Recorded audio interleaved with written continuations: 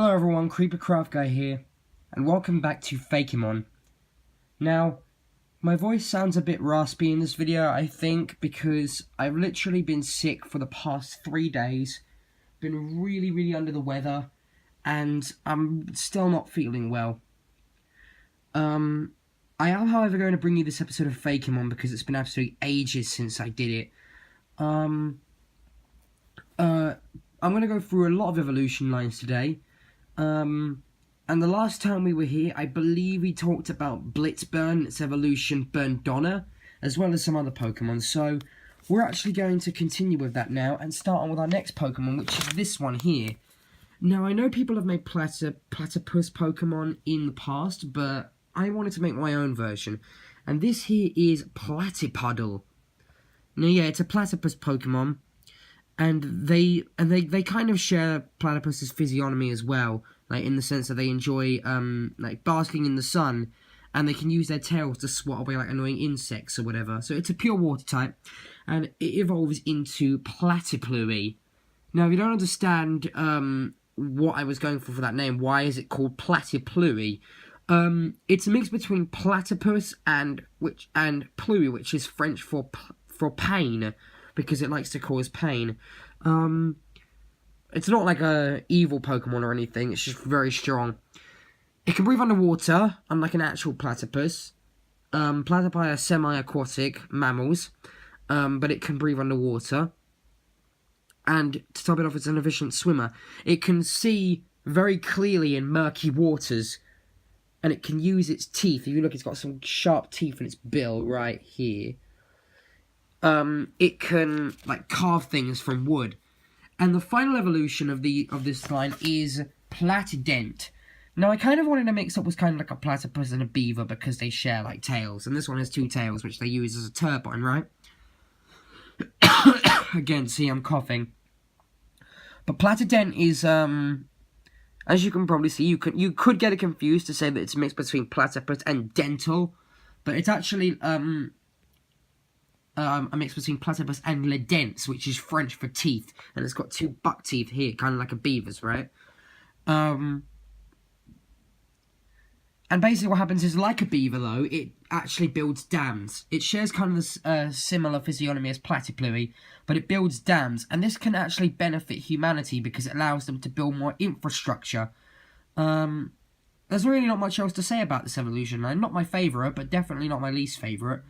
Moving on to the next evolution line, though, this is one that I really like, because the concept of it is clever, and also I really like the name. So this first evolution here is Bebedee. Now, Bebedee is a floating ESP orb, and if you see, there are 2 orbs surrounding it, a yellow orb and a blue orb.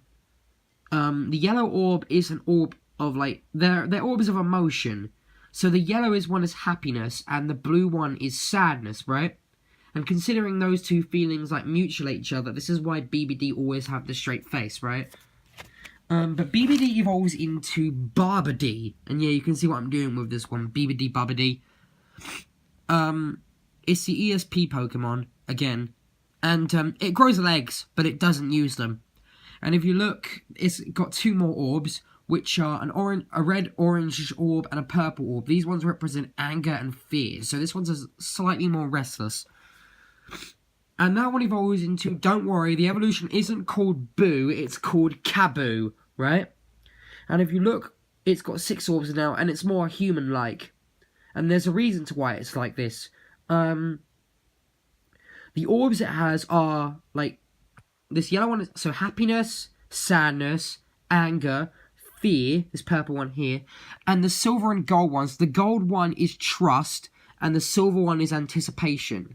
And with all these human emotions in it, this might be why Kaboo looks so much like a human. Now, I know what you're thinking. Zenyatta from Overwatch. Yeah, I know. I think this is kind of what I was going for, this one. But it looks like a cool Pokemon. It's one of my favourite in this dex. Speaking of Overwatch, the next Pokemon is also quite, like, unintentionally this time, I mean it, representative of another, Overwatch character. This is Armstout. He's, basically my version of Machop. They are energetic fighters, But what's really weird is that when they fight, they only ever use one arm, and what arm they use is different depending on what gender it is. So, the male one uses the left arm, and the female one uses the right arm, right? So this is the male one, right? And, Armstar evolves into Armstrong, right? This is the male Armstrong, if you see here. This is the male symbol, I think. Which is evident because you can see its left arm is really in front, right? Okay, sorry, my footage kind of got cut there. What I was trying to say, though, is that this here is the male version of Armstrong. Not Armstrong. Armstrong is the evolution of Armstrong. Anyway, Armstrong is, as you can see, the male version is left arm. If this was the female version, then,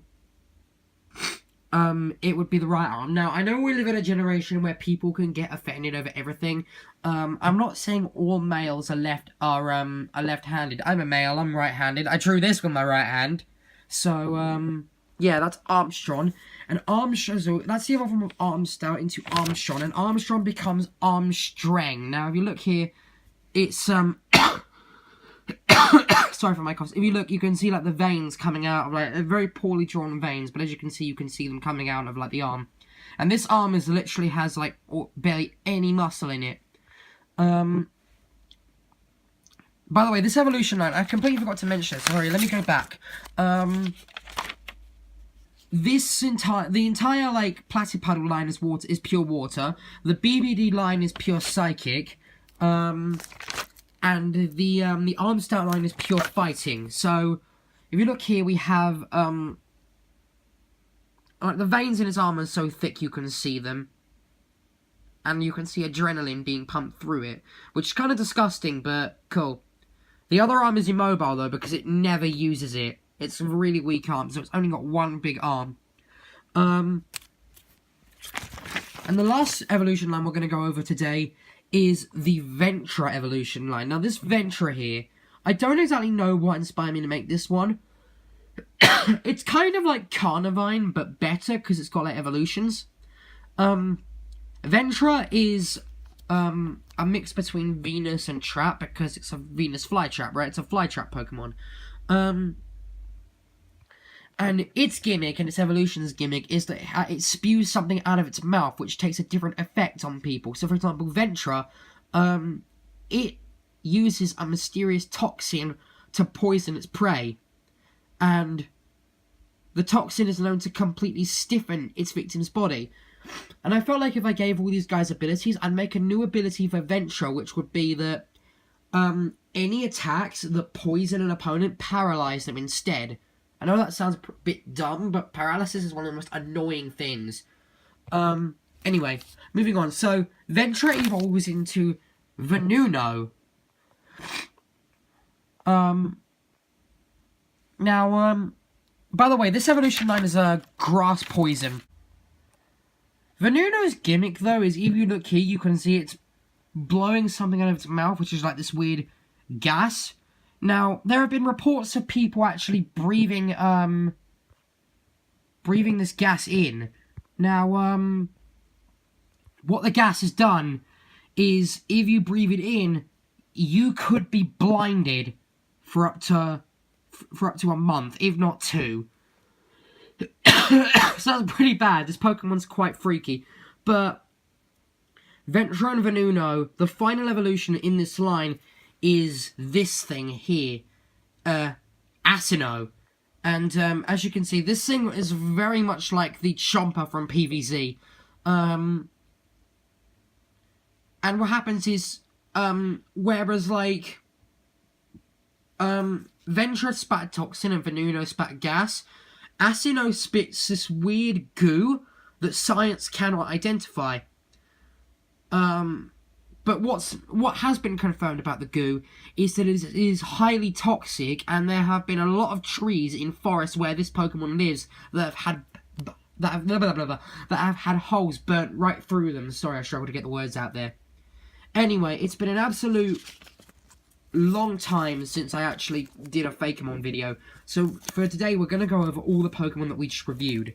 Platypuddle, Platypluie, Platydent, Bebedee, Babbadee, Kaboo, Armstout, Armstrong, Armstring, Ventra, Venuno, and Asino. So I hope you all enjoyed this video. It's been a while since I've done one, as I can say, and I need to leave these on a pretty important message. Okay, so I turned the camera around so you guys can have a look at my incredibly sick-looking face. The message I wanted to leave you guys is this. I would like you to go and subscribe to a YouTube channel named Gravity Grid. Now, I've kept him waiting long enough because Gravity Grid has been one of the biggest followers of my Fakemon series ever since the first episode.